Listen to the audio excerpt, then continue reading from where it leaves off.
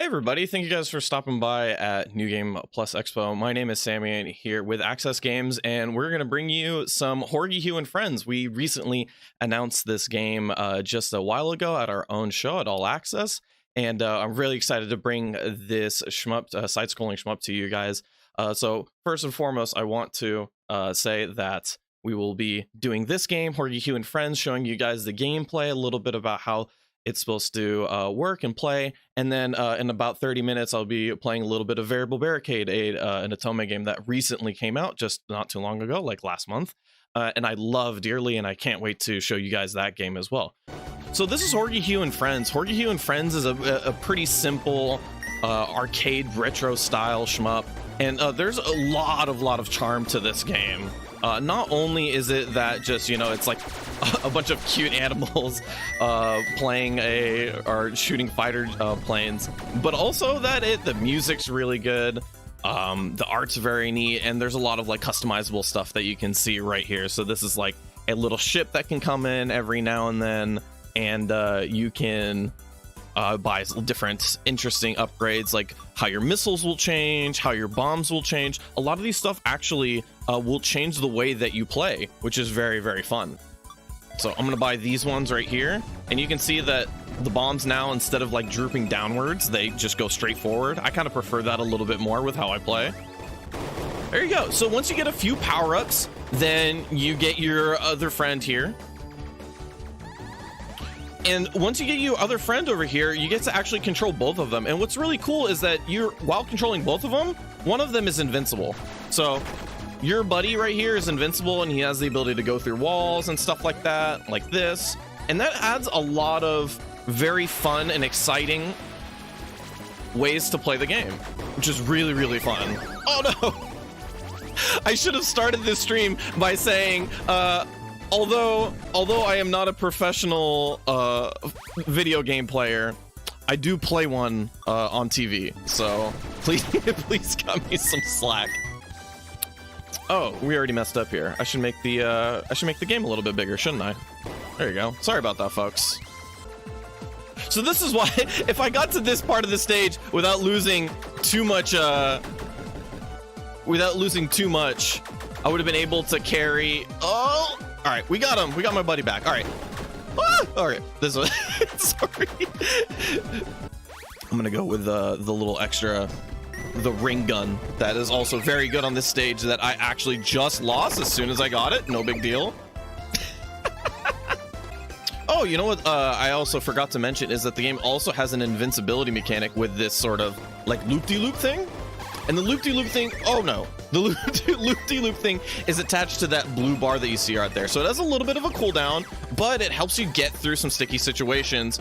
So a part of the story is that, unfortunately, because of war, Horgigh's hometown has been destroyed, but they say, you know, everything is still alive, right? Or everybody is still alive. We can rebuild and we can make this place better than it used to be. And that's this thing, Etterday. There's like this little town that is supposed to be built, and the gems that you're collecting along while you're playing right here are the gems that you can use to rebuild the town. So every time you click on this little one right here, you get a little bit more houses. So it's nice. We have this nice house over here, right?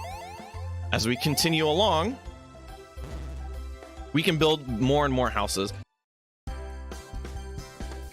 Yeah, what I find very scary about getting into shmups as late as it is now, like I don't have the history that other shmup players do, is that I find it like really fearful to get into these games because a lot of them can be very punishing. You know, a lot of them won't give you the benefit of the doubt more often than not, where it will sort of just try to be the hardest game it can possibly be. And unfortunately for me, that's like I'm not good enough to play those games like that. Oh darn it. The music's really fun to listen to. The pixel art's great, as we were talking earlier.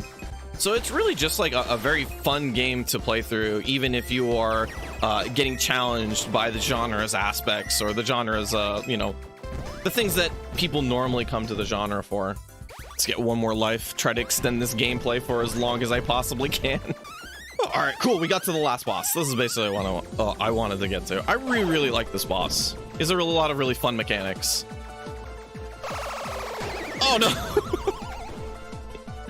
Honestly, that's the first time that's happened. I didn't think about whether if he had a hitbox going up or not.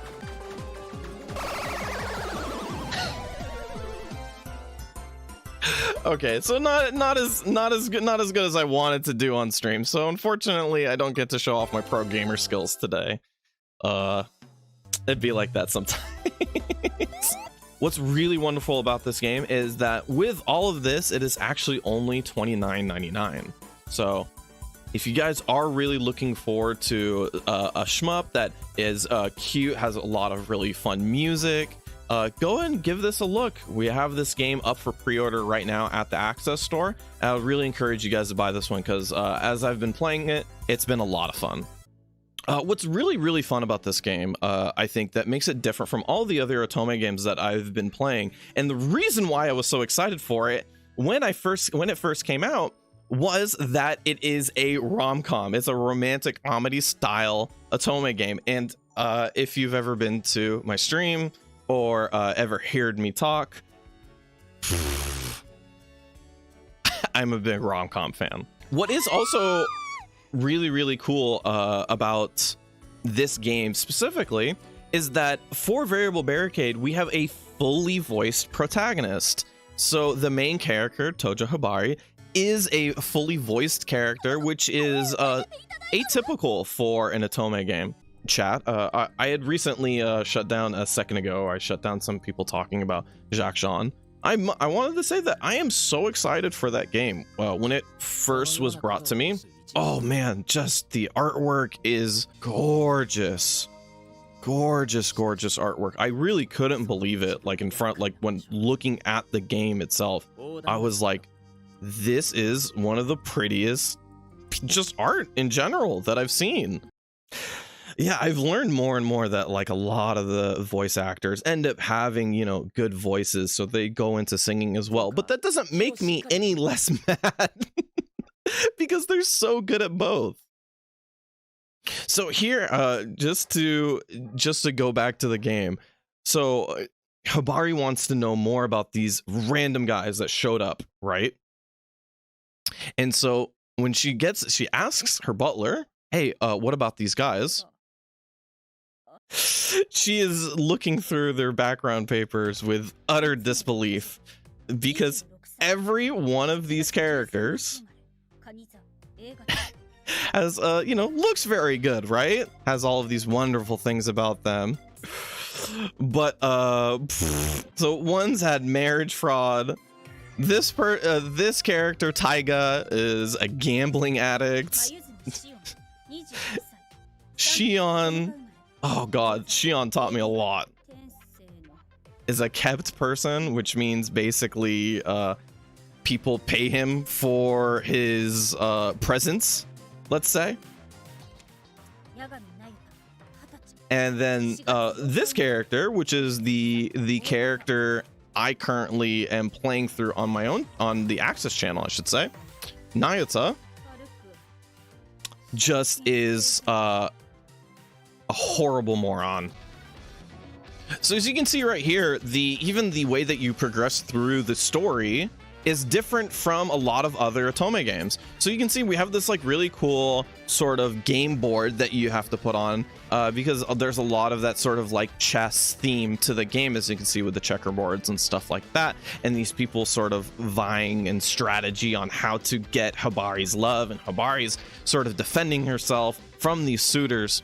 And so we have this like really fun motif, right? And you can actually choose the way that you progress a little bit. And so when you get further down, you can see that some parts need to get unlocked, but you can sort of go around in a roundabout way in order to get to that point as well. What's really great about now that we've gotten through sort of the part where we saw like what these characters are really all about, one of the biggest things I really liked about this game when playing through it is that, you know, generally speaking, for romance stuff like shows or books or whatever, you don't tend to give the character a fault out of the gate. And excuse me for being a little bit frank, but everyone kind of sucks to a degree. And that's really funny to me. Like, everybody like has this one flaw about themselves that is a kind of a big deal to go through. And you have to go through the flaws first in order to get to sort of the sweet part of the characters, because all of the characters are sweet and they want to be in a relationship with Habari, but they kind of have some sort of, you know, they have one issue or another you have to get through. The parts that were the characters, like the protagonist and the love interest, or the couple that are going out, or the people that want to go out with each other, put themselves in funny situations, and they maybe get out of them in the wrong way, or they make a problem worse or something like that. But instead, in this game, what happens is actually you're just immediately bombarded with the idea that all of these characters just have this problem with them that you can't get over. Thank you guys for stopping by. I really appreciate you guys coming through and watching me play both Horgihugh and Friends and Variable Barricade. Horgihugh and Friends is now available for pre-order, and Variable Barricade is out right now. So if you guys like what you see, come on by or go to the Access store. You can purchase it right now. If you want to see a little bit more about this game, I am doing currently a full playthrough of one of the routes, Nayata specifically. And I'm really excited for that route because the character's kind of a moron. And he's but he's very energetic and very happy, like a puppy dog. And I found that to be the funniest character. So I'm playing through his playthrough, and I'll be playing that next week as well. So if you guys want to know more about the game and are not ready to purchase it just yet, stop by the channel tomorrow, next week at twitch.tv/accessgames. Other than that, I want to thank New Game Plus Expo so much for having me again this year. It was a lot of fun. I love to see all the people in the chat, even some people who remembered me from last year. That was really humbling, and I thank you guys so much. So thank you guys so much, and have a good rest of your show.